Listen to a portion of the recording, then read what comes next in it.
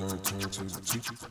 Turn to the teacher. Turn to the teacher. Turn to the teacher. Turn to the teacher.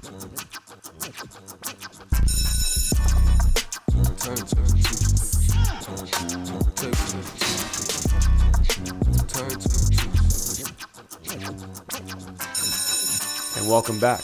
I'm Mike with the Turntable Teachers, and class is back in session, here for another guest speaker episode at AOA Studios. If you're an artist, podcaster, or content creator of any kind, make sure you hit us up at aoastudios.org, book your session today. And I am joined today by a very special guest. You might notice her if you're in the Boston scene at all. You should probably know her, but if not, you're about to have to be put onto a treat today. She's the best new artist from 2022 for the Boston Music Awards, up for 3 in just a few months. And she's making waves out here. This is Key. Hi, guys. It's so lovely to be here. I'm really excited. I'm so happy to have you. Thanks so much for being here. Thank you for having me and inviting me to your space. It's a dope, really dope studio. I know. Are fire. Thank you. And I was a little bit out of the way for you. I know it's quite a bit of a ride, okay. But I appreciate you being here. No, I appreciate you. Yeah. Like we say, it's mass time. Regardless if you're in Boston or not, I support the scene. Yes, I appreciate that very much. No Well, problem. I'm so excited to have you and just everything you're doing and everything that's been going on with you. I can't wait to talk about a lot of it. So we start the Turntable Teachers with the objective. That's the first segment of the show. We get to know a little bit about you and your background. And I want to start off with something a little bit more philosophical, if that's okay. Is that cool with you? Is that something? I usually don't start here, but I've been reading this book lately, and I feel like it kind of connects a little bit with you, or maybe if I'm off base, let me know. So I've been reading this book from Rick Rubin, if you're familiar with Sounds him. familiar. Yeah, he founded the Beast, or not founded, but he helped the Beastie Boys and Red Hot Chili Peppers, whatever. He's a big music exec, Jay-Z, whatever. But he wrote a book. It's called The Creative Act. And I was listening to it the other day, and while I was meditating, and there was a chapter that specifically was talking about as a creative, you're really tapping into your inner child, essentially. Yeah. And for whatever reason, you came to mind very quickly. And I think it's pretty obvious given the themes of your child themes and all your projects, like Baby Steps to Terrible Twos and Child's Play. So I was just wondering, for you, is that on brand for you in terms of the way you think about music? Does that help you tap into your inner child, or is there a different reason why you channel those themes in your albums? Yeah, I appreciate you for asking me that question. I think aside from music, with any form of art, you kind of are tapping into, your inner child, your desires that you had when you were young. And with Baby Steps and things like Terrible Twos and Child's Play, they do have running themes of youthfulness and things of being in your inner child, but more so about progression and growth and going through certain processes, coming into my artistry, especially with me being so new on the scene. With Baby Steps, that kind of was an intentional, unintentional project that I was just created during the pandemic. And the name came about not because of anything with the content of the music on that project, but similar to how you have the art on your walls, my room looks similar to this. And I have a vision board I created a couple years ago in 2017. And in bold yellow words, there was Baby Steps. And then it kind of resonated with the picture that I have for the cover art of me being in the studio that my dad had when I was a kid. So creating that kind of was not intentional, but as I started to create or build my world as an artist, it became something that was intentional to me. Terrible Twos was a project I dropped in 2022 when I was turning 22, and it was my second project. And then it connected with Baby Steps, and then with Child's Play, I started thinking about, okay, within the music, it's very fun, it's very energetic, it's very playful, but it shows the progression and the growth I've had within my artistry, and I'm continuing to have, which leads me to my project Growing Pains that I'm working on, which is my first full-length album. And it's still going to be, I feel like with those 3 projects, a lot of people have gotten to know me as an artist, but with Growing Pains, I feel like people will understand, you know, why I am the way that I am and get to know me as a person, a little bit more introspective and a lot more personal. So yeah, I do resonate with that. Yeah, that was a great answer actually. And Thank you. Of course. I was reading up on your new project, Growing Pains, that's coming out, and that it was going to be a little more introspective. And I thought that was interesting because I find your music to just be so like eccentric and energetic and full of life, and just this, you have this aura about you on stage when you perform, but also like within your own music, there's such this like abrasive energy that you feels like you got to get out. But then like we talked a little bit off air about like you being meeting you in person, you're just so calm and like collected and stuff like that. So like, how do you find that balance between, because you asked me a pretty similar question about balance. So I'm kind of curious for you about like, how do you finding balance between like, you know, Kiana the person and then Key the artist? So I appreciate that question because I'm still figuring out how to find balance in it all. I feel like I do a good job of balancing my two worlds. And like, yes, I'm always energetic. I'm always calm. It just depends on the scenario and the situation. But I feel like a lot of people has first been introduced to me as an artist and not as a person. So, you know, people's perception of me and like having to show up in spaces as Key, even though things with Kiana may not be where I needed to be, is really, really difficult. And to still show up regardless of any adversities that I may be facing outside of, you know, this creative space is a tough battle to deal with. But I feel like I've found a good way of balancing it all just through patience and peace, and also honestly God, and going to church and grounding myself just with where I'm at and what I'm doing. So balance is something that I'm still figuring out, you know, taking it one day at a time, one step at a time. But it starts with you. And someone told me, I think it was my older brother, that it doesn't cost to have peace.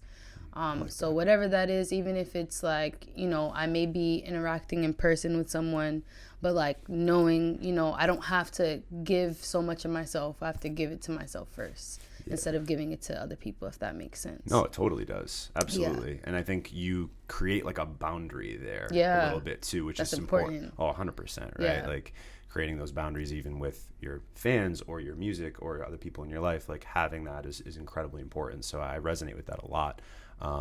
But you being so much more of a spotlight on you, especially recently. I wanted to ask that a bit too, because I'm curious with your rise has just, and I was interestingly enough talking to John Glass about this at Goldfest. And it was kind of we talked about serendipity a little bit. Sadiq's in the background. Just wanted to give a quick shout out to Sadiq, who's here, your manager, who's a great guy. And it really is.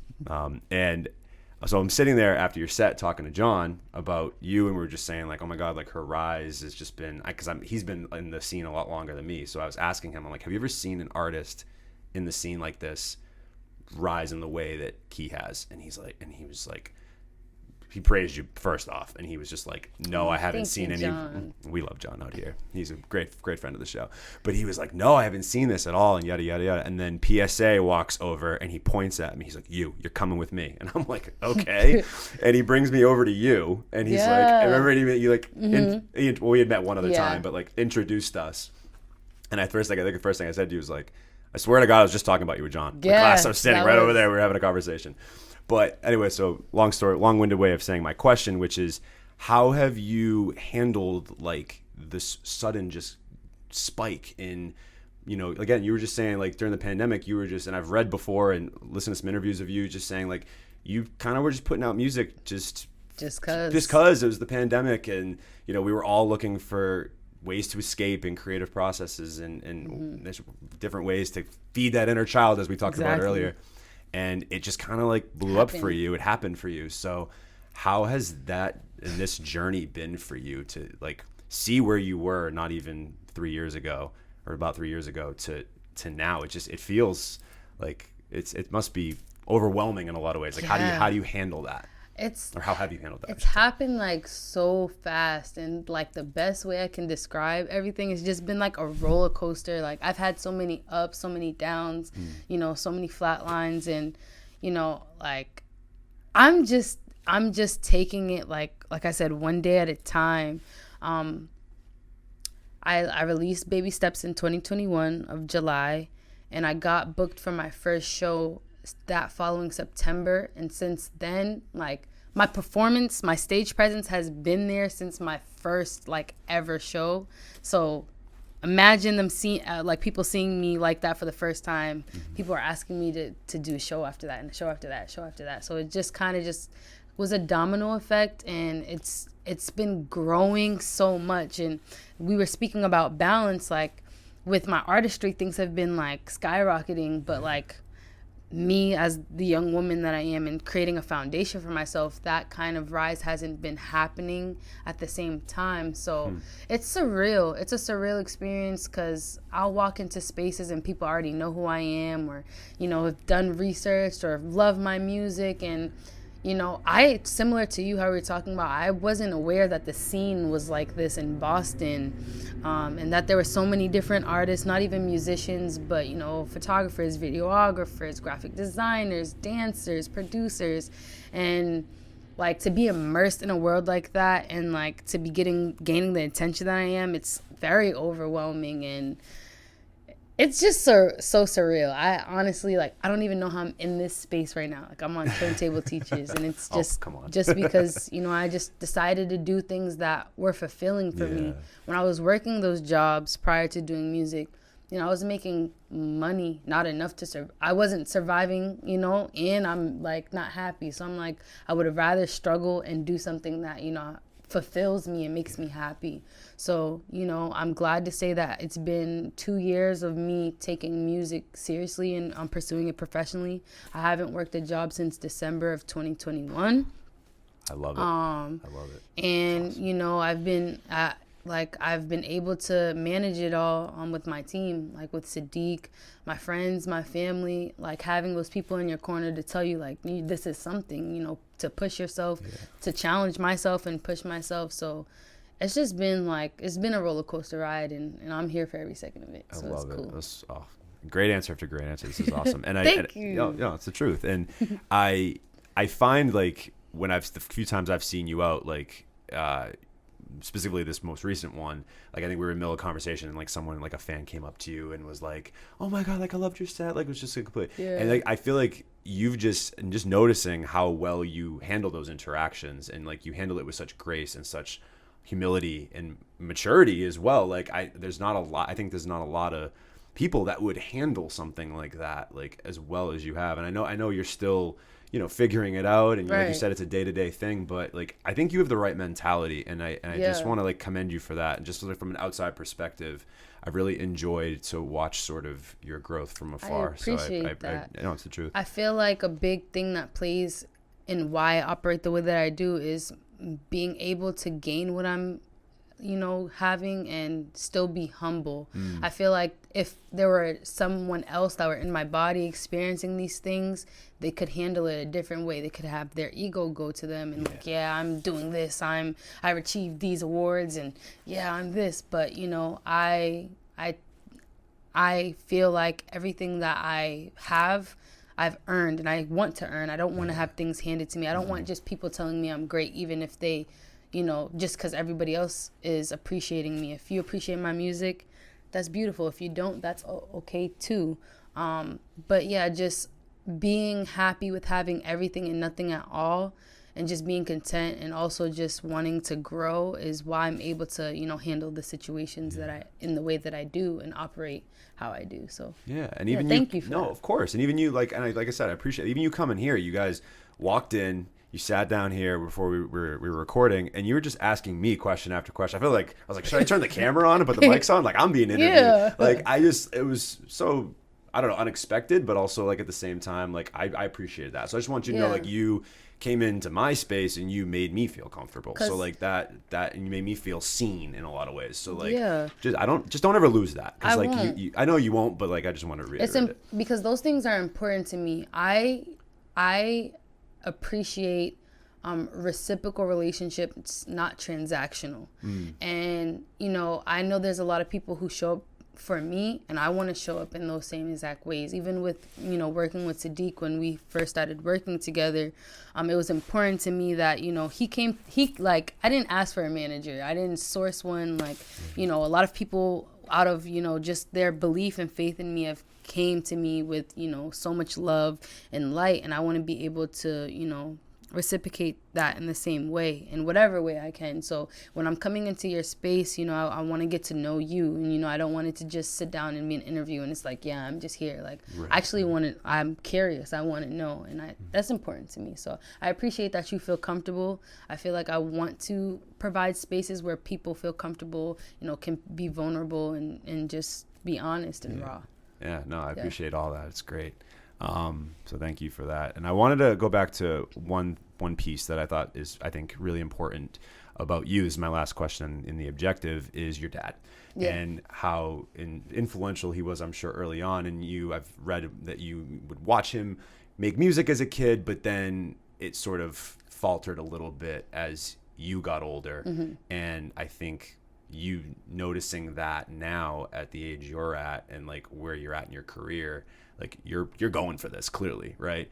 So I guess that's kind of a two-part question. Like, what impact did your dad have on you as a kid, but also in your adult life as a musician and as an artist? But what is his reaction to like all of this now? Like, I'm so curious. My dad's gonna have, like, when he watches this, he's gonna feel so fulfilled.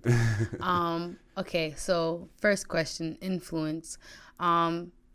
As you can see in the cover of like Baby Steps, my dad has been producing and doing music and just so passionate about music way before I was even born, when he's a kid.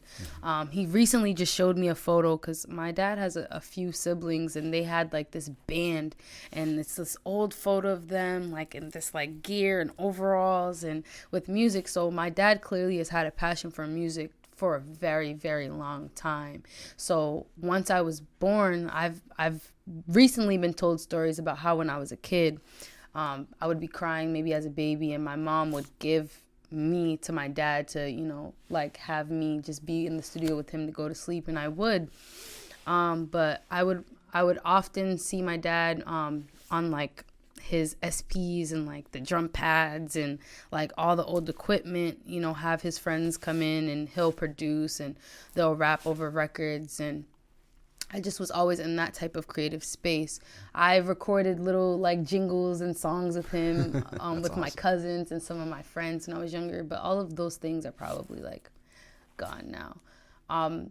But funny enough, my passion for music growing up wasn't like literally recording music, but I was passionate about dancing, and just how I consumed music and how it made me feel translated into that artistic passion. I was the captain of my dance team in my high school, and I did step, and I did a whole bunch of other things. So it wasn't until my 20s in the pandemic where I really delved back into music. And funny enough, I haven't like worked with my dad with music in any like, I heard that. Like, I thought that was interesting.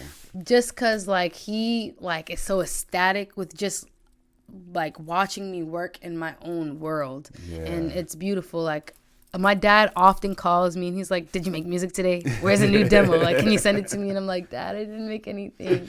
But all he tells me is like, just keep doing music.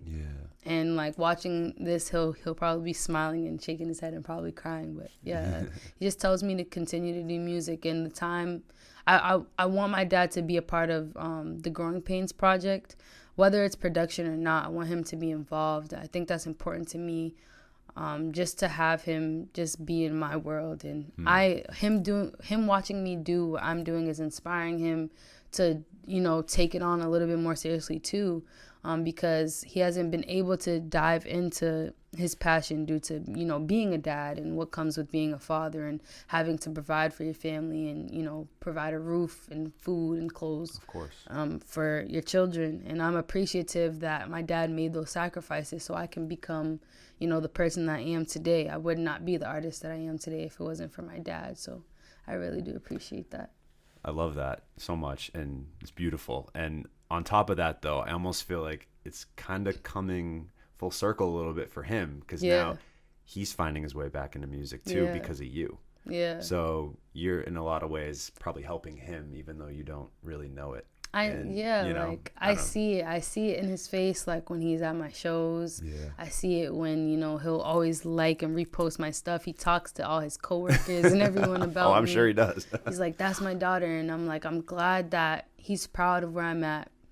Because in high school, like I was younger, I was like a daddy's little girl, but you know, there's things that I've went through in my life where we didn't see eye to eye when I was a teenager, and, you know, feeling like he wasn't supportive in ways that I wanted him to, or vice versa. But now I feel like it's a beautiful thing that we're in the space that we are now, and my dad's supporting me wholeheartedly, and my family is, and I'm just thankful and grateful that I have the people that I have around me. It's really, really beautiful. Because it's... And a blessing. Of course, and in a lot of ways it doesn't quite feel the same way if you don't have those people like in your corner. You know what I mean? If you're just alone, like by yourself, like all these accolades, all this attention, like it doesn't mean as much unless you have the people that you care about around to be there. So I love that so much. We're now going to switch gears into the main lesson of the show, which you get to talk about what you got going on now.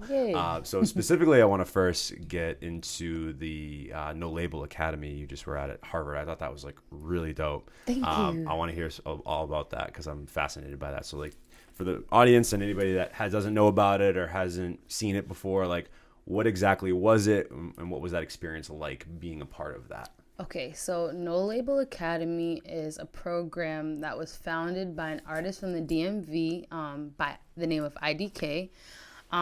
It is this year it was a 10-day course where we got to stay in Cambridge, and it's a music business program, so brought in a lot of speakers to come educate us about the music business, and the format of the classroom is not traditional. We didn't get any homework, any test, but it was incentivized. So, you know, if a lot of it is just open discussion and, you know, sharing our experiences with one another, and IDK sharing his experiences with us. And, you know, if we're paying attention and, you know, we answer certain things, it's incentivized. It's like, oh, go grab these Jordan 1s in the back of the classroom. You know what I mean? So it was really cool to just be chosen. Also, there's thousands of people that apply for this program, and only 23 got accepted. I was one of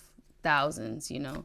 So I'm really grateful to have that experience, and it was life-changing. I promise you, I went into that program and I did not come out the same. Like, it challenged me in so many ways. Like, we were waking up at 5 a.m. Our days went from like 5 a.m. to 12 a.m.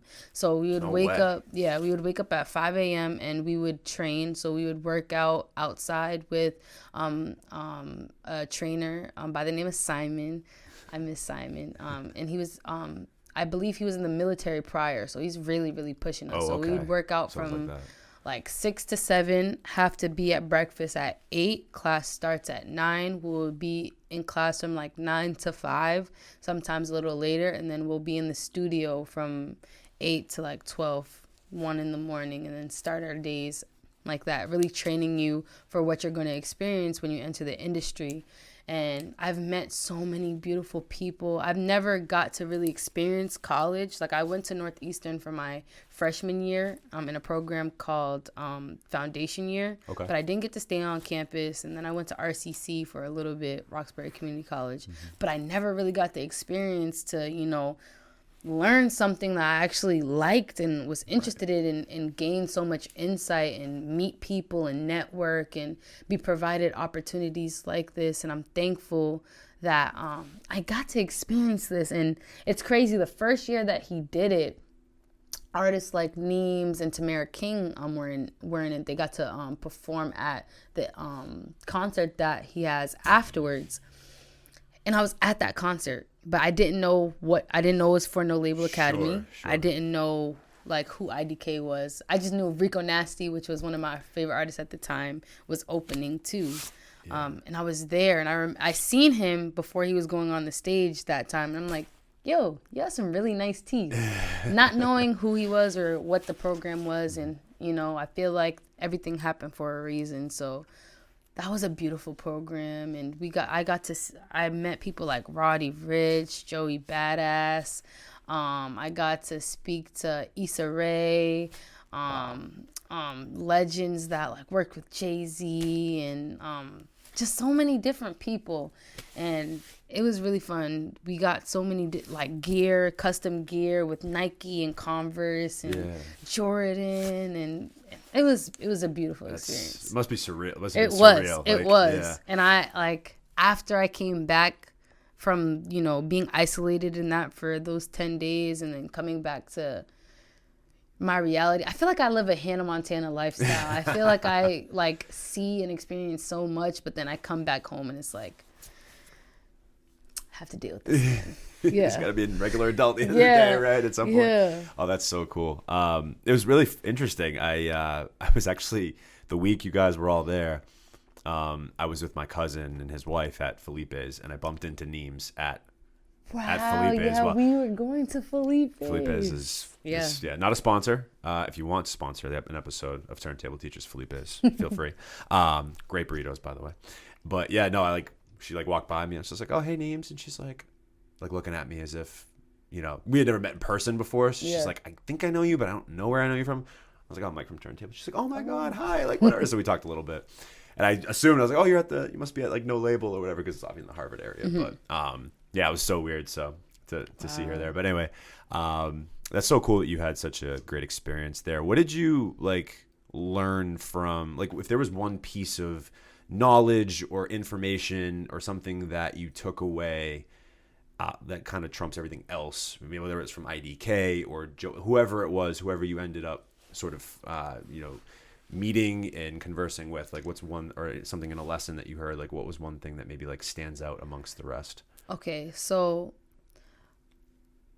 so let me try this. So basically, I guess a lot of the things that they were teaching are things that I've been implementing so far within my artistry. So for me personally, a lot of my experience was just reaffirming things that I'm already been doing. And one lesson in particular that kind of solidified that in my mind was when IDK, I don't know what the lesson was that day, but he had the whiteboard out and he was beginning to draw a diagram, and he started with a circle. Then he drew another circle in the middle, and then a smaller circle. And I'm like, I know what you're going to put on the board. He's like, no, you don't.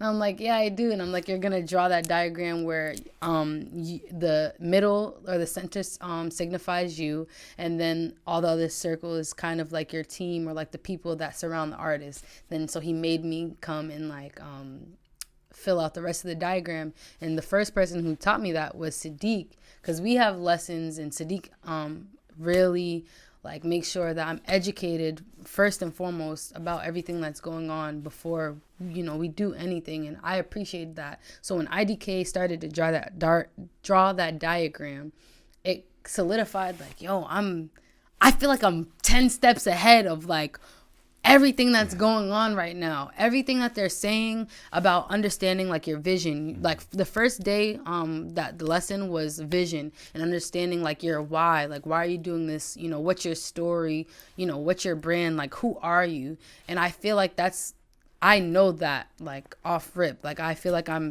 have a good foundation in who I am and where I see myself going. Then everything else after, he said that was the hardest day, and I'm like, that was the easiest day for me. And if everything else is moving forward, cake, then I'm exactly where I need to be. So I have notes. He gave they shipped us a book called No Label. It's the first book that I got is this, what was it called again? 4D Songwriter, and then the second version came out. So I've been reading those books, but a lot of the information I'm learning and I'm already implementing in my life, and I'm supposed to be here. That's the biggest thing. I'm supposed to be here. I know what I'm doing, and to just keep pushing and keep striving. So It was so cool. It was just so cool. Yeah, and that's got to be like a really awesome feeling to like be like, wait, I've done this before. Yeah. Like, now the 3-circle thing, I'm glad that's something that is definitely in education. I've seen it's many teachers use that. So it's a good strategy. But no, I think it visually, I think doing that, it really puts a perspective on like, okay, like who are my people? Mm-hmm. Who am I trying to reach? And like, I think the big thing you said that I think is really important is the why. Yeah. Right? There has to be some kind of intent behind whatever it is you're trying to strive for or what you're going for. Exactly. And I think, and then like you said, knowing yourself and understanding like who are you as an artist and what do you want to brand. I think you've clearly been doing that, right? You've been branding your music and visually and of course sonically in such a way where like you have leaned into this, like this is key, like this is who you are supposed to be as an artist, and it's clearly working. So keep it up. I love it. I have a few more things to talk about in the main lesson. Yeah. But first, it's time for a pop quiz. Okay. So in pop quiz, here's the deal, how this works. Okay. So this is a series of rapid fire questions. Some of them have to do with music. Some might just be about some things I may or may not have found out about you. So nothing embarrassing, I promise. It's all good stuff. It's all fun stuff. Let's see if I pass. Well, the questions are mostly about you, so you can pass. It's hopefully. Nobody's ever failed, I'll put it that way. But I always get the same reaction, like, oh, what is that? Like, I think the phrase pop quiz, I think, does not have a good connotation with anybody, even myself. But anyway, so they're going to start off kind of easy and they might get a little progressively a little bit more difficult. Okay. So what's your one? Say again? Round one. Round one. What's your favorite subject to paint? Like, what's your favorite thing to paint? I know you're a big painter. Yes, my favorite thing to paint. I used to draw and paint a lot of eyes and hands. Okay. But not like with detail, kind of just like the shape. And anything just really, really colorful and abstract. I have a painting, like I used to take a painting class at RCC. And my favorite painting that I made was this sunflower. But I really like painting just random things, anything that is colorful. But like I used to draw a lot of eyes. Interesting. And like hands. Hands are really difficult to draw. Like, they say like hands are like, like I have a lot of tattoos, like they say, and I love like Ink Master and all that stuff. And they said like in tattooing, like drawing a hand is like the most difficult thing because it's like you can really screw it up if like I would kind of just trace my hand, and then in high school I would kind of just like do the spirals on like the fingertips, and then I would just do that throughout like the little you get like really detailed and, like very abstract stuff. What's the last thing you painted? The last thing I painted, that's crazy. The last thing that I painted, like a personal piece, I has a hand on it. I'll probably post a picture of it on Instagram when this goes up. Sure, yeah. Send it to me. It's unfinished, but it's a blue background. It's a sky. It has a hand. Okay. And then there's yellow, like it's a yellow, like swirly line. And I wanted to fill it in with like poetry or spoken word or like some song lyrics. It's unfinished, but it looks really, really cool. I'm excited. Ironically, it's a hand. Yeah. All right, cool. I'm excited to check it out. All right, what's your Mount Rushmore of horror films or horror TV series? So obviously 4 on Mount Rushmore, so you get your top 4 of all time. Okay, so TV series, movies. All right, I think a good horror TV series there's 2 of them. Of course, American Horror Story. Okay. Preferably the first seasons, like season 1 through 5. Everything else after that kind of is like not as interesting to me. And also The Haunting of Hill House. It's on Netflix. Oh, the house, the fall of the House of the Usher just came out like a couple days ago. It is also spooky season, by the way. So that's what I'm saying. I got spooky, it. Right? Spooky. I have to tap into that. Same. That's like Edgar Allan Poe. Like as an English teacher, that's like. When I heard that was coming out, I was nerding out about that, like big time. Crazy. I was like, yes, they finally did something with Edgar Allan Poe. But Haunting of Hill House was fire. I know, and I have to rewatch it again. I know, right? I like how they're kind of, not to cut you off, I love how they're doing that. Like they're using all the same actors and actresses like they did with American Horror Story. It's kind of like a new era of that in a way. And then there's this trilogy movie, scary movie thing that's on Netflix too. I'll try to plug it in. The name is not crossing my mind. But it's kind of like it's the same story, but like in different time periods. Okay. It's like it's one of those. But any Jordan Peele, movie. Some of them is or any like what's the director?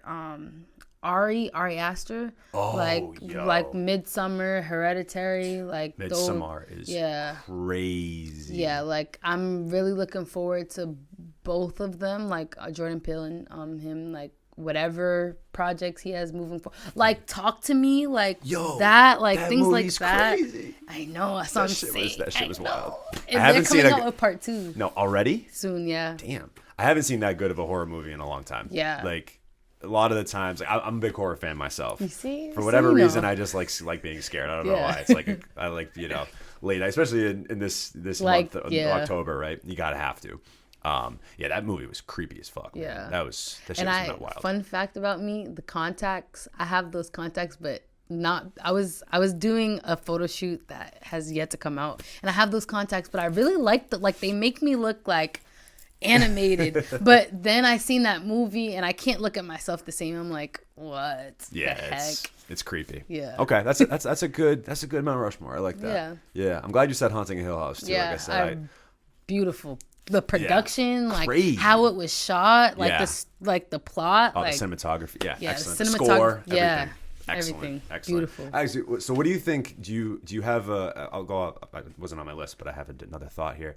Do you have a horror movie that has like a really like good score that you can think of off the top of your head, like the best score in a horror movie? That's just like so creepy and just like. Oh yeah, but I don't. The music, I mean. Oh, like. Ooh. And I'm putting you on the spot, so anything on top of your head. I'm trying to think, because that is important. Oh yes, any of the Conjuring, like the Conjuring franchise, like Annabelle, like all, like, yes, like The Nun, they have really, really good score, and I feel like it plays a big role in creating the ambiance of the film, and it provides a lot of, like, they have some jump scares, but I feel like it really builds the suspense especially when you're watching it in the theater, and having that like experience is cool. I think any of the Conjuring films definitely have a good score. One scary movie or a couple scary movies that I just absolutely will not watch, any of the Saws, any of the Final Destinations, and The Grudge. I don't like any type of like Asian horror films, because they just too, like, their folklore is too, like, I believe in stuff like that, so I don't try to like watch any of that. Nope. And then like any slasher is hard for me to watch, because it's like, I like spooky haunted stuff, but I don't like anything that's too realistic. Like somebody can like replicate if they wanted to be like a mass murderer, like serial killer. All right, so like no Halloween. I like Halloween, no Michael Myers. I like the OGs, but like any like new ones, like there's a Thanksgiving horror film coming out soon, and it's like, it sounds corny, but it's like, why would you? People will probably try to recreate that. Oh boy. Yeah, no. Oh boy, yeah. You know what? You said something about Ari Aster real quick. I want to mention, like, with that Midsummer, however it's pronounced, that movie. The fact that most of that movie is like in plain daylight, and they still were able to make it as creepy and as scary as it was, like, fascinates the hell out of me. Because it's psychological. I like psychological horrors. Like, a lot of like corny films now try to rely on like jump scares or like the darkness or like some type of creature, but something that can really like mess with you and like your perception, like horrors that mess with your perception, like really like, I really like. There's one, it's not even a horror film, it's just like a really crazy psychological thriller. It's called Enter the Void. Have not seen it. Don't know. That will have you question a lot about life, and I've suggested this a lot to people, and the way that it's shot, because I don't want to give too much of the story, but the whole like movie is shot from first person perspective. So if like how you're looking at me, that's how the story is shot. And it talks about death and, you know, just life and death. That's what I'm gonna say. Okay. So I would check out Enter the Void. You can't even stream it on anything. Like, you have to go on one of those sites. That's how like messed up it is. Yeah. Shit. Okay. All right. Now I'm a little worried. I don't know if I should do it. But. And it's like psychedelic. It's like. Ooh, all right. I'm into that second. Yeah, so cat's out of the bag. Breaking news: Key and I are starting a horror movie podcast. So, Tap in in. case anybody, I'm just kidding. What's the best thing to get at Sweet Piglet? Again, not a sponsor. How do you know about Sweet Piglet?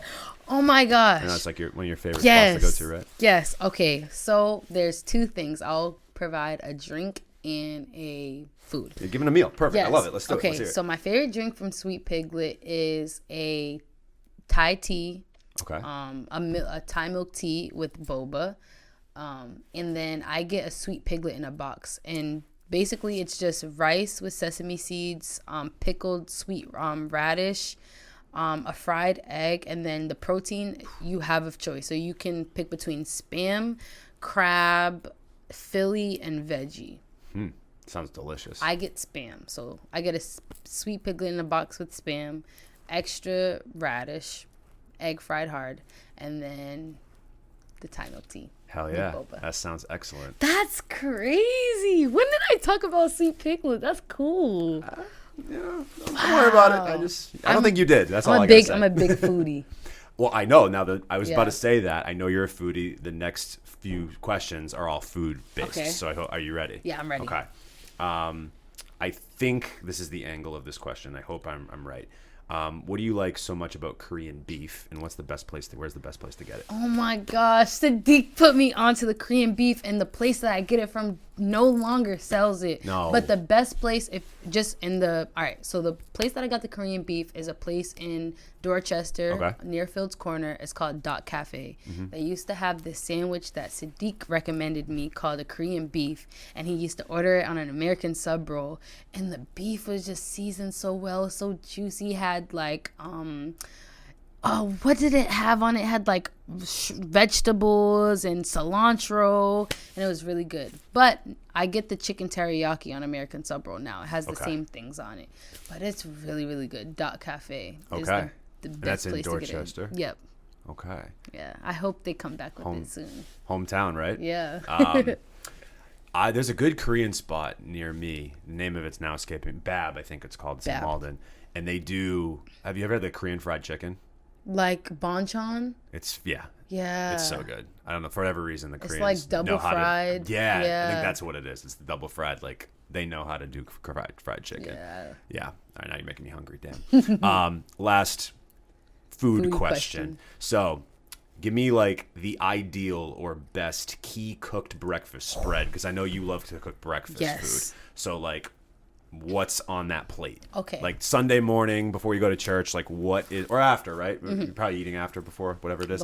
Before? Oh, understood. Okay. So before you're cooking, before church, Sunday morning, what's that Sunday morning spread looking like? Okay, so the main of the dish is going to be something that I really adapted recently, and I really, really like.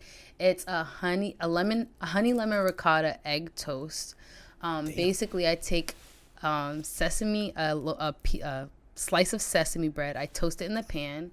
I take fresh ricotta, I add red pepper flakes, lemon, honey, salt, pepper, and minced garlic, and I make the cheese spread.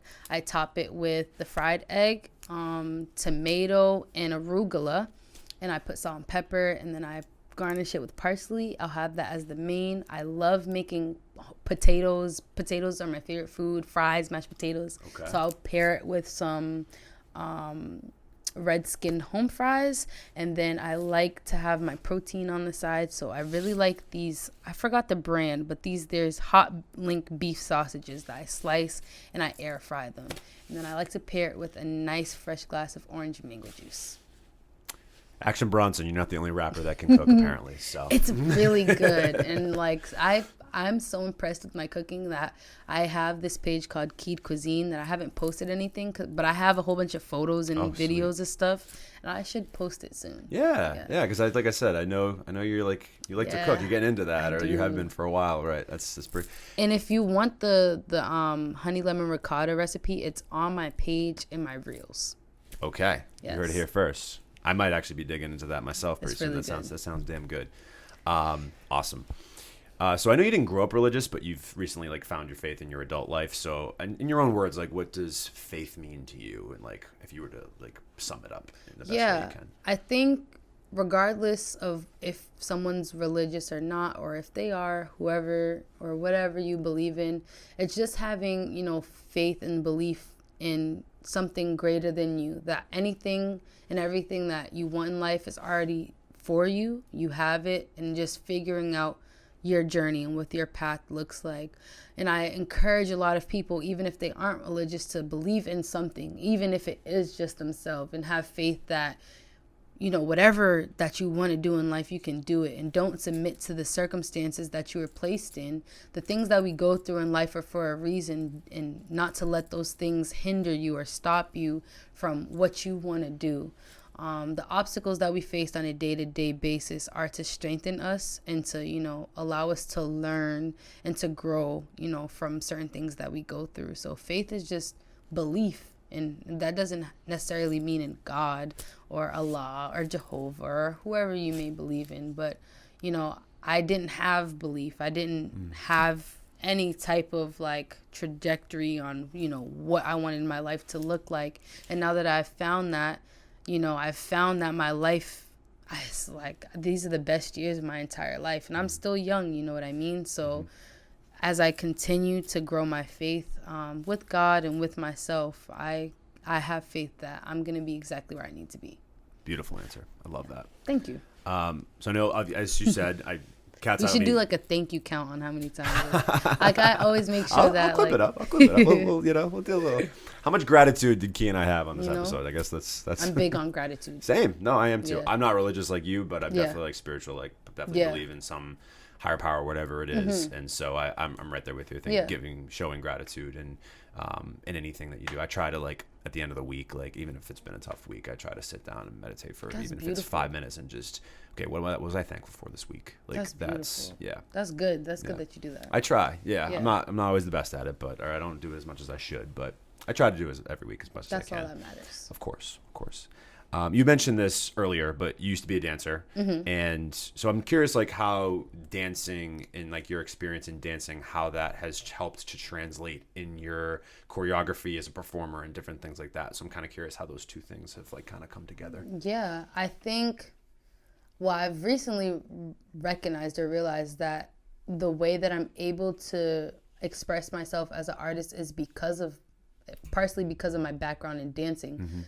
I consume, like as a consumer, when you're a dancer, it's different than your average consumer. So you're not only listening to like the lyrics or just like listening to the surface level stuff, but you're really digging a little deeper, into the production and hitting certain things and cues. So I found that my style, regardless of what type of sound I may be rapping in, is influenced by how I would approach it as a dancer.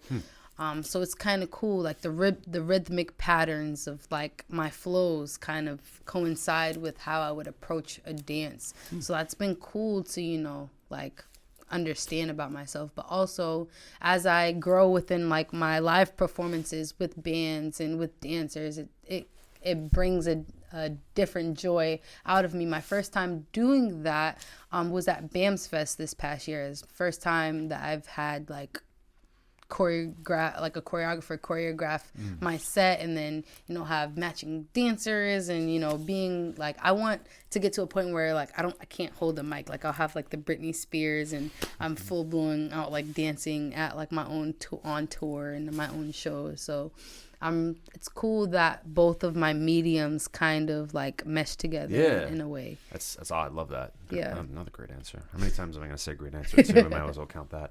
Last question in pop quiz. You're almost there. Okay. So I know you've helped direct and also directed many of your music videos. Give me a handful of creative decisions in hindsight now that you are like super proud of. Like when you watch one of your music videos, you're like, damn, I like thought of that, or like I helped coordinate that outfit, or I thought of that, or whatever. Like give me a handful of ones that you're proud of, and are there any in hindsight that as you watch it you wish like, oh, maybe I like would have done that differently or something like that? Because as someone getting into videography myself, as a music shooting music videos and things like that, like I've definitely had that in hindsight. I'm like, damn, I kind of wish I would have shot that differently.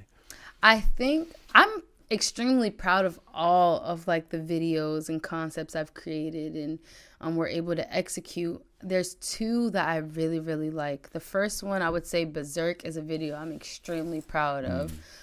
Conceptually, like down to the editing, down to, you know, certain like logistical choices within the video. That was really, really cool. I styled myself. I style myself most of the time. My hair, everything. We actually worked in a studio in Lowell, Finding Bright Studios. Oh, yeah.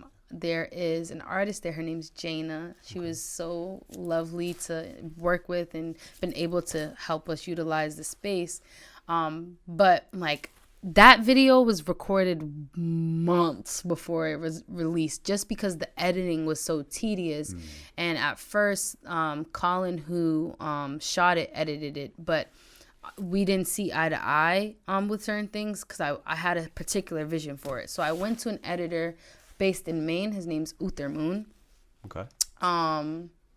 And yeah, we just kept sending stuff back and forth, like how he chopped the video and then certain effects. I'm just really proud of that. And then the Like Ooh, which was one of my latest music videos, just being able to do a music video on top of doing an event at the same time was a lot. Like we've done events and we've done music video shoots, but putting those together was a process in itself, and I'm thankful for my team and the people I had to execute it and have it come out lovely. But there's one shot in Like Goo where the choreo comes in and like it's me battling me. I had that idea and like the camera panned with my hand and like it reversed and it's me, and I thought that was so cool. And like down to like certain shots, we kind of like made like a homemade gimbal that we attached to my chest to make it seem like I was drunk at the party, and like we like tied it together with a rope. But all the creative decisions in all my videos, whether they were mine or not, I'm extremely proud of, because one thing that I take pride in, or we take pride in, especially this is something that Sadiq says, is making something out of nothing, you know what I mean? And like I'm very resourceful, and I have big ideas, and I'm big on creating something big out of something small, and I'm really, really proud of my ideas. Well, that's Pop Quiz. Awesome job, Key. Congratulations. I think she gets an A. Yeah. You're hearing the round of applause in the background. Mama, she clearly gets an A. I passed the class. You passed. You passed No Label. You passed Pop Quiz, Turntable Teachers. I mean, you're good. I mean, like, you got everything you need. You're fine. I mean, there's nothing else you need to pass. I wanted to talk more about performing because it's obviously a huge part of you and your persona, but also your artistry and different things like that. I mean, like you said, you've opened for IDK. You talked about BAMS Fest, Gold Fest as of recently. List kind of goes on and on. So, like, take me through like the behind the scenes for you of like your show preparation. Like, I'm sure it's different each show depending upon what you're doing, but like, you know, I was actually recently on the Enjoy the Thrill panel for Master of the Chamber when I did. Yeah, you were on the panel. I was. I asked It was me, Adam Liu, and Steven, and Rob as well from Bad for the Community. But anyway, a question I asked them was like this question exactly, and it was interesting from the panel. Like certain artists would say, like for example, I think it was Trevo and maybe it was Nate. They said that they like never listened to their music before a show, like it screws them up, versus like Sanye and Sosa were like, no, like that's all I listen to like leading up to a show. Like I just listen to only like solely my music, versus like the other two, like I said, didn't want to. So where do you kind of like live in there? Do you like listen to your music a lot beforehand? Is there like a certain routine, or like, I don't say ritual is the wrong word, but like, is there sort of a like a pre-show routine the day of, and like a couple days leading up to it? Like, what does that preparation look like for you? Honestly, it's not even what you think. I rarely, like, Sadiq encourages me to practice, but I don't need to. I don't listen to my music before. Like, I kind of just go on. I'm like, all right, I'm performing. Let's do it. And that's kind of, like, I just enjoy, when I record a song, if you ask him, like, I already know the lyrics to my song. So it's not, like, I don't need to prep. I feel like the only time I really rehearse or, you know, do any type of preparation for a show is when I'm working with a live band or a live band and choreographers, because there's elements that I need to, be aware of. Because when I perform, I kind of just let loose on stage, and whatever energy I get in that moment and the depicts on how I'm going to perform. Some performances are a little bit more, laid back and chill, and I'm not going as full out. Others, it's like hundreds of people, and I can really just have fun. Like, I feel like the stage is my playground. But yeah, we pray before we go on stage sometimes. I drink some water, and that's really it. There really isn't any preparation for me, and I think I'm one of few that can say something like that. I know a lot of my peers, they do practice. I feel like I should practice more. Like, sometimes I've been practicing with my DJ Devo the Genius on like creating, shout out Devo, creating an experience with people where it's not just him DJing for me and I'm performing, but we're interacting in a way where it's also entertaining, and it's creating that experience where it's not just me and him on the stage separately, but we're on this stage together. So that, as of recently, is some preparations I've been doing, but most time I just like, all right, I'm about to just go on and let's just give them a show. Love that. Yeah, that's super tight. Is there like a performance you've had recently that you like have been super like ecstatic on how it went, or something that you walked off there like, wow, that was like a different experience? What was the last show that I did do? Was it Goldfest? Was Goldfest the last show that I did? Goldfest would have been in July? July. August, early August, yeah. I think I was supposed to do Commonwealth Fest, but that got canceled, unfortunately. Yeah, I think honestly, the last time I felt like that was when I opened up for IDK at No Label. Just because it felt good to be back at Big Night Live after months of not being there from the Boston Music Awards. The Boston Music Awards was another one too, but there's very special moments where it's reminiscent of how I felt when I got off the stage for my first show ever. And in some of my interviews, I talked about how like my first show, I got off the stage and I just remember just bawling, crying, and not because of I'm sad or overwhelmed, but I'm just so ecstatic and happy, and the sun was beaming on me, and I just felt like I just felt a big presence, whether it was God or I just felt the energy.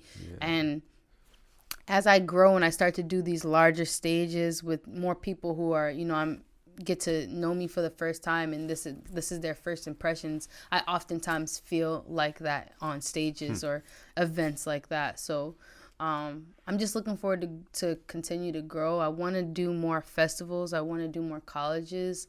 Because you've done a long range of different colleges, right? Yeah, I've went to Ithaca, Northeastern, Wentworth.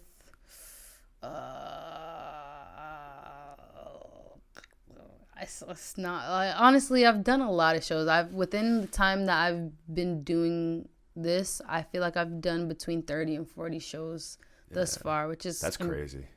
Yeah, but like in a good way. Like because I think that's like, it's funny. I feel like almost you kind of went in the opposite direction of like, because there's no one right way to go about it in this industry. We all know that, but I feel like for you, it seemed like you performed so early on and you were such a natural. Everyone was just like, all right, let's just keep performing, versus like so many artists have to lead up to that. Yeah. Like I know so many artists that are they've been making music for years and then they're finally like at a place where like, okay, I think I can perform this, or like I'm at. So I mean, everybody's obviously in stages and whatnot, but I feel like for you, it was almost like I was kind of a different way. Yeah, I was just thrown. I feel like I was just thrown in, and it's like, okay, I'm here, let's just keep the ball rolling. And I'm like, let's do this, and the ball is just growing and growing and growing. So I really like, this music is way bigger than just making the music and performing. Like, I really want to impact the world. I want to impact thousands of people, and I want to be in spaces where I'm able to touch that many people. So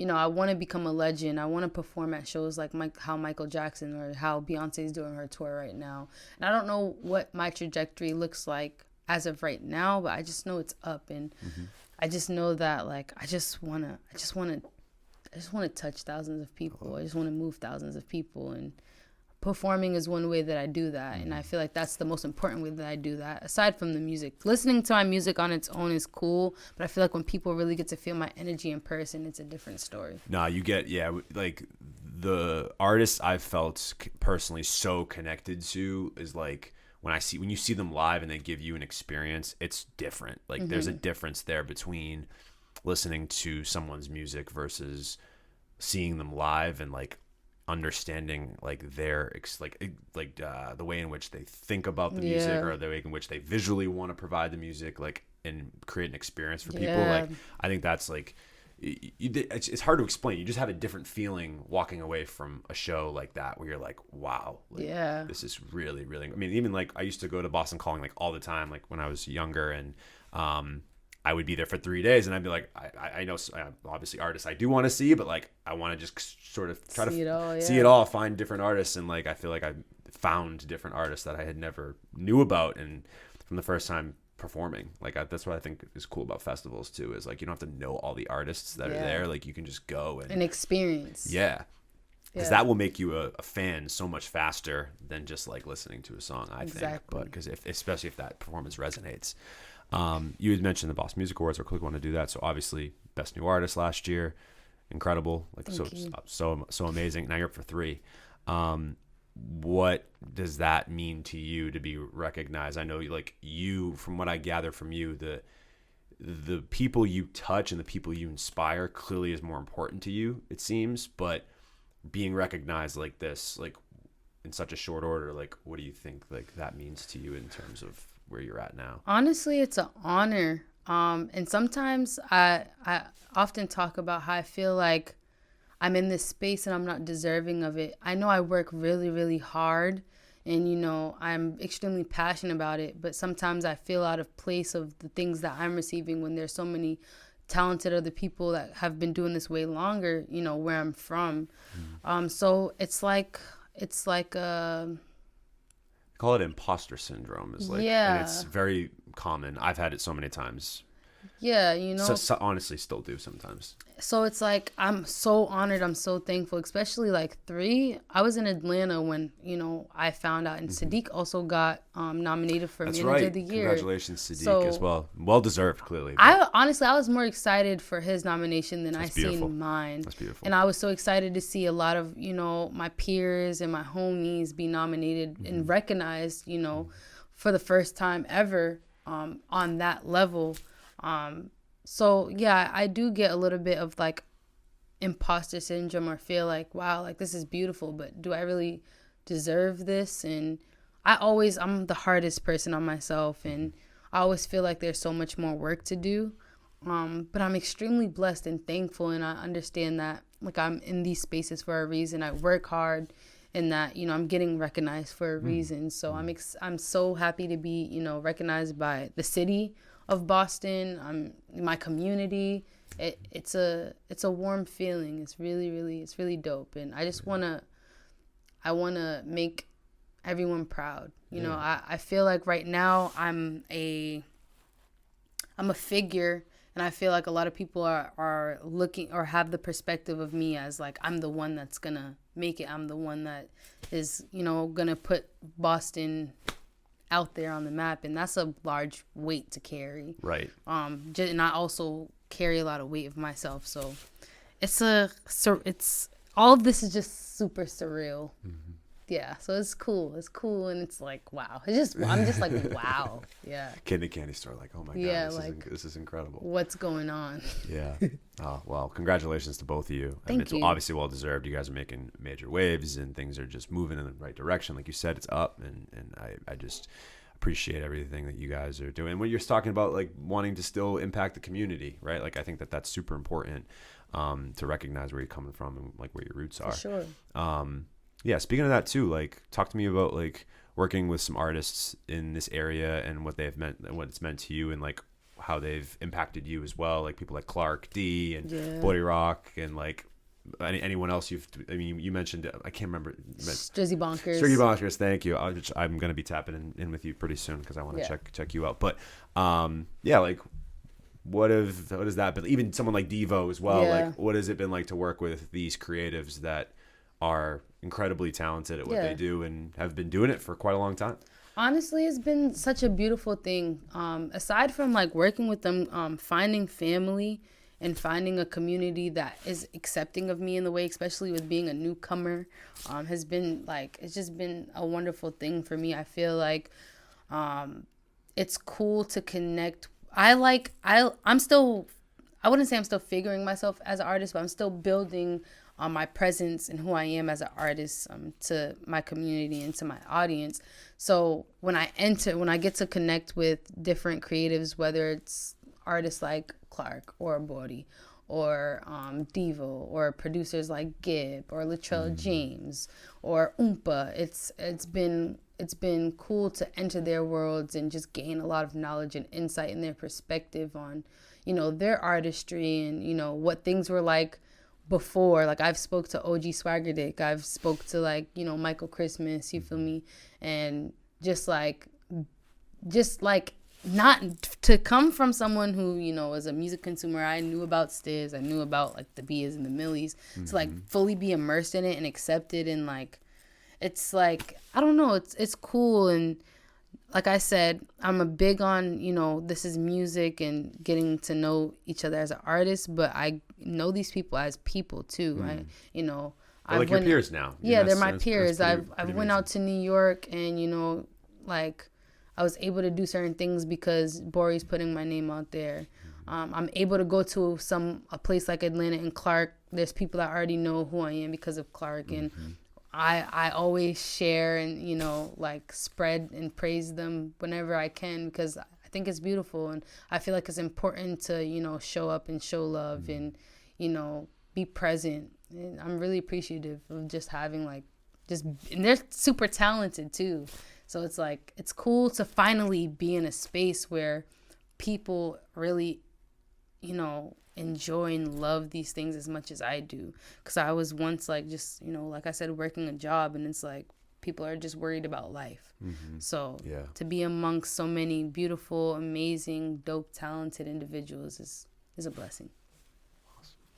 And my last question and main lesson focuses around Growing Pains, the album that you're working on, as well as the brand new single that you just recently dropped, Sick as Fuck, which was pretty cool. It was like, you know, I like when artists do those like little teaser singles like that are like a minute, because I think it's kind of a smart thing. It's just like, oh, like I kind of wanted more out of that. You know what I mean? Like you'd rather want people wanting more than not wanting as much, right? So I guess first off, talk to me about the new single that you just dropped, and like sort of the, I don't want to say inspiration behind it, but like, you know, what you were looking to achieve with that. Maybe if I'm off base, if I'm missing something there, let me know. And then I want to hear about Growing Pains and like how that's coming about and how it's progressing, because I know it's a little bit more introspective than most things you've done. Yeah. So I would love to hear some perspective, as much as you are willing to share about the process of the album. Of course. Well, with Sick as Fuck, well, it's October, it's spooky season,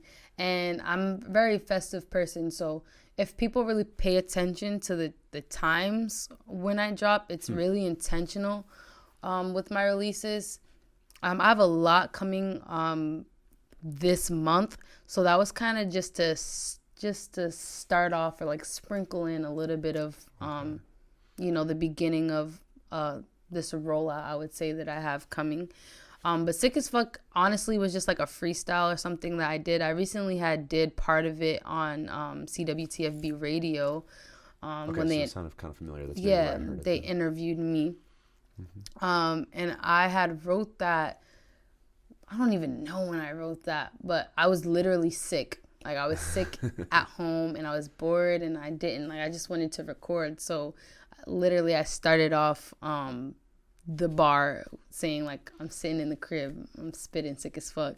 And I just kind of built off that concept of, okay, I'm not literally talking about how I'm sick or I'm ill, but like how I'm sick and I'm ill, like within my artistry. And I'm really just talking my stuff. I'm like really just setting the tone. I really like the fun, like the playfulness in the bars. I feel like a lot of what I say will probably go over people's head if they don't really pay attention. But sometimes I sit and I really listen to my stuff and I'm like, I didn't even mean to write it like this, but I'm really ill. And I think that's a lot of like what Child's Play was about too, about, you know, I'm new to this, I'm playing around, I'm really like, it's easy to me, it's effortless, I'm just having fun, but I'm still killing you. I'm still killing shit, you know what I mean? So with Sick as Fuck, it's kind of just that like going, like last single I put out was like, ooh, I feel like there's, my style and my music is so versatile, you can't really fit me in a box. So it's kind of going back to that trap, like aggressive, like expressive, abrasive key that people heard and reminiscent of Terrible Twos and Child's Play. And just to start off the spooky season and some things that I got coming up, because October 31st will be a year anniversary of Child's Play. Oh wow. So that's kind of cool. That's right. I forgot about that. Cool. That's yeah, and it's following up I mentioned two other records that have me on it this month. One being Numbers Is Off of Maystar's new project, Eisen. And then a single that I have with Strizzy Bonkers titled Run 'Em Down off of his new project called Smoke Sessions 2. And those, if you listen to those songs, it still has that like gritty, aggressive nature to it. But if you listen to the content, it's not like in a literal way. I'm talking figuratively. I'm talking about with my art.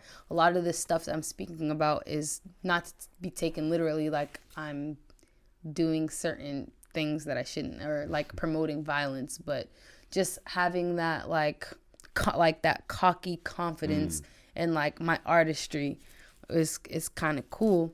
And I really appreciate the process that I've been having with Growing Pains because of the contrast that it has. It's not so much of like me expressing myself as an artist and the different like fluctuations of, you know, my flows, my voice, sonics.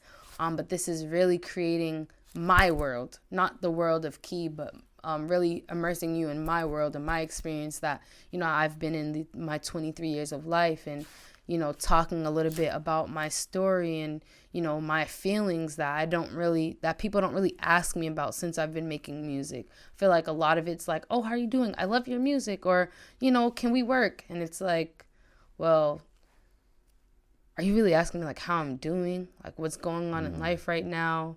You know, are you okay? You know, what's going on? I don't often get a lot of those like genuine raw questions.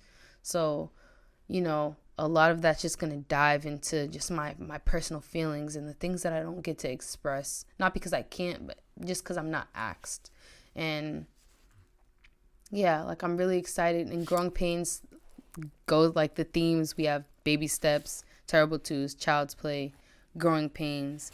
And like I said, it is that youthfulness. Like sonically, it's going to have that youthfulness. Visually, it's going to have youthfulness and that playfulness and inner child. But as you listen to my music, it's just all about progression. It's about growth. It's about, you know, standing in who you are and being true to yourself and being unapologetic and not letting the outside world or anybody or anything influence you to be anything else besides yourself. So, yeah. No, and well, I thank you for the answer. I appreciate that. I appreciate you. Oh, thanks. Oh, there we go again. Thanking each other. Yeah, because I think that was part of why I think initially I'd asked you about like a lot earlier on with in regards to the growth, like the huge spike, because that must, I didn't maybe see it from that point of view, but like you said, more people wanting like some kind of transaction from you or just like that, but like you are a human being at the end of the day that goes through struggles and real life shit just like we all do. Exactly. And you know, your music is an escape, I'm sure, for you and clearly for other people, because it is a little bit more gritty, abrasive, eccentric, whatever label you want to put on it. Mm-hmm. But behind all of that, there's a human being that feels just like everybody else feels, or has, you know, emotions and moments of pain or trauma. I mean, God, we're all, you know, have that in some way, shape, or form. And I applaud you because I think you're kind of taking it into your own hands. It feels like nobody asked me about these things, so I'm just going to talk about them now because I want to, and I'm sick and tired of no one asking me about this. Yeah. So that's that's a brave thing, and that's like to put yourself out there like that. I'm really excited. I mean, I've loved your music from the start. I think I'm most excited for this. Thank you. Because this is, I mean, I love that stuff, but for me as a person, I mean, look at my wall. It's mostly introspective music that I like most of the time. You know what I mean? In most ways, like I think I resonate with that personally more. So I think that's going to be really, I think again, that's going to be your most vulnerable work. It sounds like, but exactly. And I was going to say, I feel like it's important for people to resonate with, yes, me as an artist, but me as a person. And I think being vulnerable will allow my audience and, you know, my supporters to get to know me on a deeper level. Yeah. I feel like that, like connection with, and this is one thing kind of leading back to like the no label stuff and kind of fast forward to now, but as an artist, music or whatever, it's the connection is important. And when we were talking about how, you know, when you go to a concert and it leaves you with a different feeling, and that's what you would most prefer, it's because you would rather that one true fan over 1,000 regular listeners. And it's because of the connection. And that's why I, you know, appreciate the reciprocation in my personal relationships or with my audience or with my family, is because connection is important. Connection is why I feel like I've, you know, excelled so fast, is because I'm not just showing up and I'm just doing the music stuff, but I've built actual relationships with the people that I'm meeting. It's not just a high and by thing.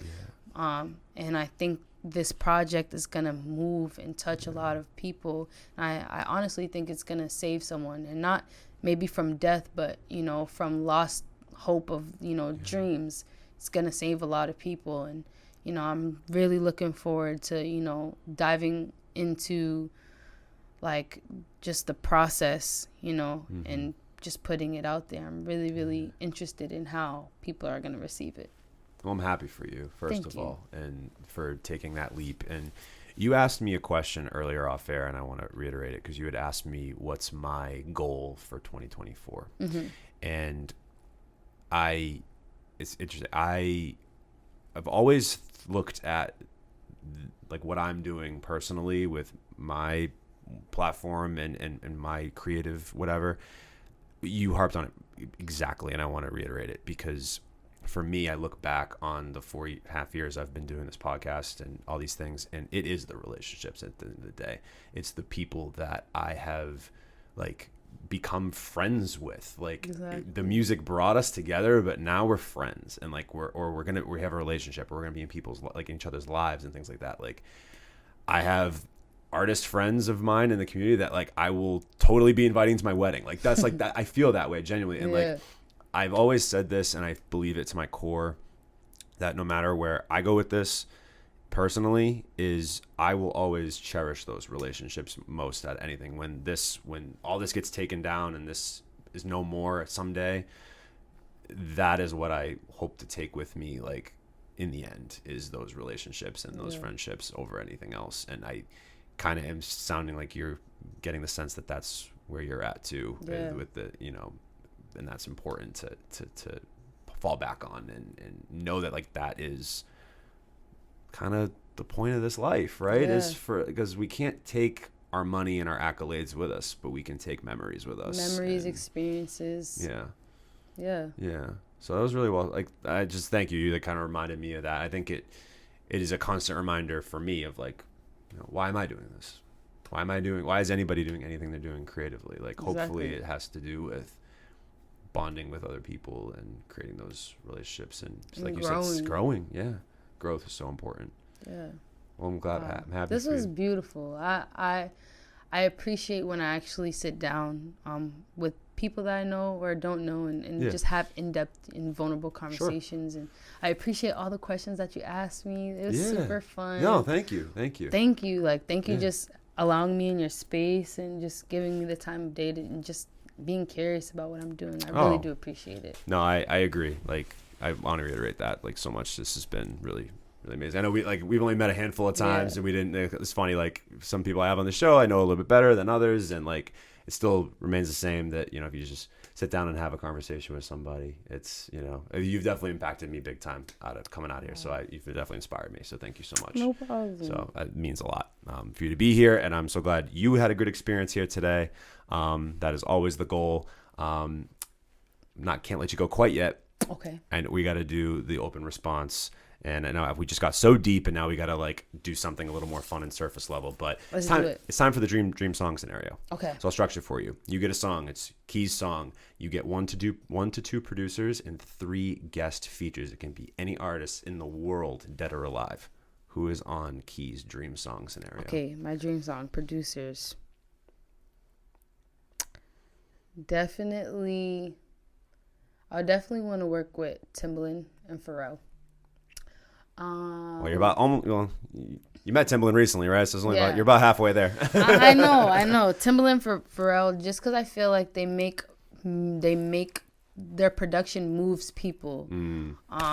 Like there's one song by Timbaland, with One Republic. It's like, it's too late to Apologize. Like I really like that. Bring me back to my high school days, Key. Yeah, but like I feel like they make music that can move people. Features Michael Jackson. We've been getting a lot of Michael Jackson lately. Yeah, You're like Michael the third Jackson. one. Aaliyah, Ooh, and let's see. gone too soon, that one. Yeah, She was something else. Aaliyah, Michael Jackson. This is gonna be a very melodic like type of thing. I was about to say, this is like a And more on the like- side of Growing Pains. This is not a Yeah. normal Key song. And I feel like who would pair well with that? I'm trying to think of an MC. Like, I was gonna say like Queen Latifah. We've never gotten Queen Latifah. That'd be interesting. That's a good question. I don't know who the third one would be, but like, if we're talking about recent Key, like that's Growing Pains Key, but like, but definitely like Rico Nasty, Okay. BK LaRula, and like a Doechii for like now. I'm here for the women. But yeah, those are like people that kind of like inspire some of my like OG influences and like some of my recent like newer influences. Well, I think it would be a smash hit regardless of what it would be. Oh, and Doja Cat. Oh, like, Doja Cat. Or XXX, like Tentacion. Like there's so many people that could fit on my dream song. X or Doja Cat might fit with that Michael Jackson. Yeah. Not to like help you Yeah. executive produce this, but like now I'm in. Probably Doja. I just watched her Hot Ones interview yesterday. It was really I good. didn't get to watch that yet. You should watch it. It's Yeah. awesome. It was great. She handled the hot wings like a champ. I don't know if I could. I'm a foodie, but I don't know if I could do that. You might have to though at some I point. know If at you get to some the point, point. like I would love to be That's like, hey, gonna- I interviewed her once. It's gonna be a She's funny dope. episode. Oh, I like a lot of my questions. I tried, and I'm definitely inspired by Sean Evans as an interviewer. Wow. Because I feel like he brings out the best in Yeah. people. You know, that's what I strive to do too. So, You but, will do it. yeah, we're going. We're You are making- doing it. Thank you, and you're doing it too. You really are. You really are. This has been an awesome episode. Thanks so much for being here, Key. Thank you.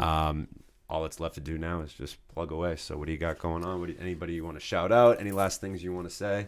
And where people can find you if they're just coming on to you for the first time? Well, I want to shout out my family and my friends. I want to shout out Sadiq. I want to shout out Enjoy the Thrill. I want to shout out everybody that's been supporting me. Thank you guys for watching my journey and supporting me on the way.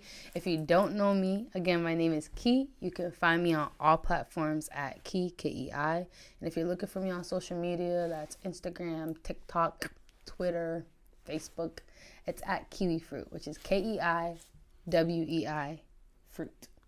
Which is an amazing handle, by the way, and a Thank great you. fruit.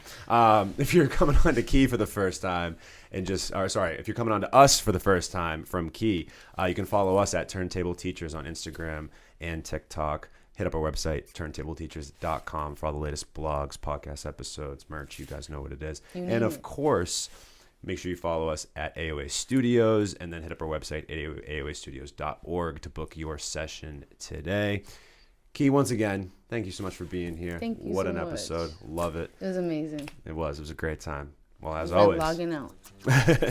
As always, I'm Mike. That's Key with the Turntable Teachers, and class is officially dismissed. Turn, turn, turn, turn, turn, turn, turn, turn, turn, turn, turn,